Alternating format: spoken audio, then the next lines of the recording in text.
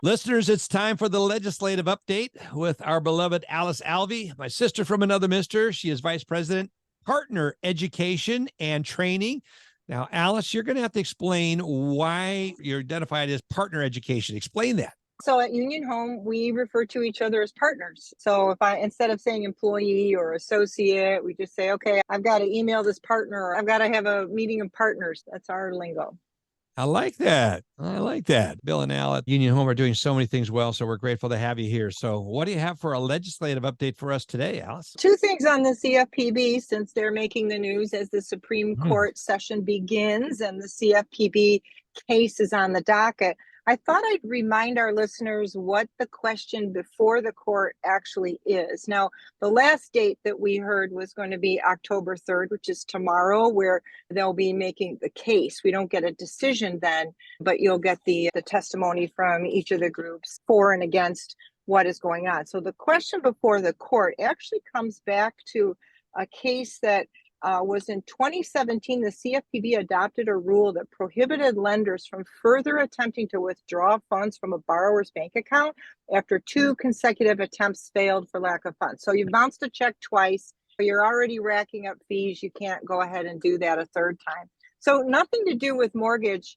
banking as to what was the case that prompted an entity to say, this is unconstitutional, the CFPB, and really go after them. And I find that totally interesting. People think it has something to do with mortgages, of course, because we always think it's about us. But right.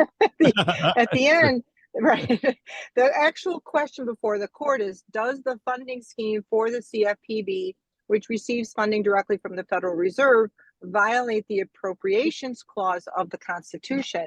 So you can dig deep into that clause, but very simply is that there's different interpretations on how that works, but ultimately that Congress has to run those purse strings versus the type of funding for the CFPB, and mind you, the FDIC comes from a separate budget allocation. So it'll be interesting. No one wants to speculate where the judges are going to land on this, but that is now before the court, and that's the actual question.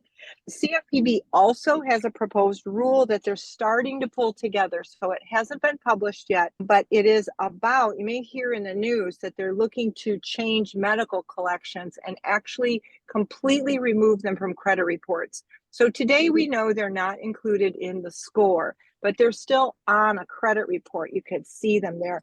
And so the concern is that they're still having influence over loan decisions. There's this bill, or this proposal actually is very large. Just the initial outlines, 96 pages. So it includes way more than just this medical collection piece that's making the news in our industry. There is a lot going on in this potential proposed rule to really go after what's called a data broker. So there's a big chunk to help get further tightening down of data brokers, who are the entities who are taking all of our credit card information every single time we purchase something and reselling it.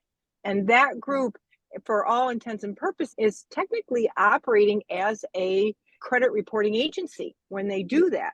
Some of them are falling under the Fair Credit Reporting Act, others aren't, and the CFPB wants to tighten that up so that they're all under FCRA clearly and distinctly. It's an interesting proposed rule where we think it's just about the medical collections from the news that we're hearing, but there's a lot more to it. And so we'll be watching this. It's only at the stage where they did the small business review panel in the summer, so now they're processing all that feedback and working on getting us a proposal to look at. So we'll watch that closely because that'll be a good one. I think our industry would be in favor of it, but it'll get a lot of pushback from reporting agencies who will have a lot more work if this thing goes through. So that's my report, Dave. Back to you. Good report, Alice. Thank you so much.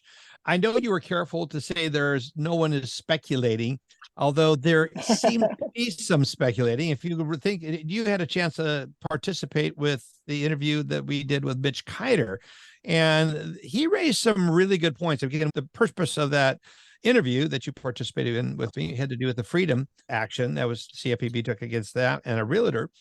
But then after that was done, we got into the funding of the Supreme Court case that's being heard today. And is it going to be just today, or is it going to be heard over a couple of weeks? Do you know how long that is? Yeah, I don't know yet. They haven't republished the schedule yet that Okay. I've seen. So we'll see how that unfolds, hopefully tomorrow. But you remember the interview that we did, and there Yep. was more of a tension that there is a strong case that the funding for the CFPB is not constitutional. And we had a chance. So I just bring that up, listeners, just from the standpoint. Alice and I did this interview with Mitch Kiter. It's one that I want to make sure you all go back and listen to, because it does give you some insights if it goes one way or the other. Mitch did a good job of covering both aspects of that. So, Alice, do you remember that interview? Any thoughts you had you want to share from your recollection of that? I do remember that. And to Mitch's point, there is an argument for the fact that the funding structure may not meet this clause in the Constitution.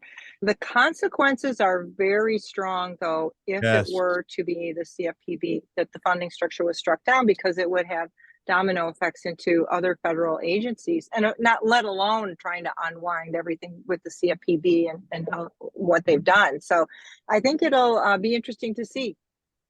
I'm Yeah. just crossing my fingers. I'd rather work with the devil I know than the devil I don't know. Because if they That's get exactly. rid of the guy, rid of them, now we solve the other Then problems with authority and so forth. But this approach to get rid of them really causes a lot of pain. it does. It would a disruption that we cannot imagine. So good to have you here. Before we let you go, Alice, Mark, do you have any questions for Alice or any comments? No, sir. I just want to comment, like I should all the time, is how important what Alice contributes to this call is every week. It's just Yeah. keeps me posted on so much relevant information and makes me better at what I do because I know about it. Thank you, Mark. Mr. Kittle, any thoughts you have? He's looking for the mute button. I see him on video. There he is. A guy his age has trouble finding the mute button. We just got to give it to him. You have to understand, he's an old man, folks. All right. Yeah. Just a tad bit younger than you, Dad. Oh, yeah. So, no, that was Did a you great just call report him from Alice. Dad? No. Yes, because he's older than me. That's exactly right. Got it. We do have fun harassing each other. No, that's good. Good report, Alice. Thank you so much, as Thank you. always, being here each and every week. If you want to go back and listen to all of Alice's reports, you can do so at our website. They're all listed out. If you just want to binge away listening to all this economic, all this legislative stuff, it's all there with Alice's wonderful reporting. Thank you, Alice. Have a great rest of your week. You too, everyone. Bye.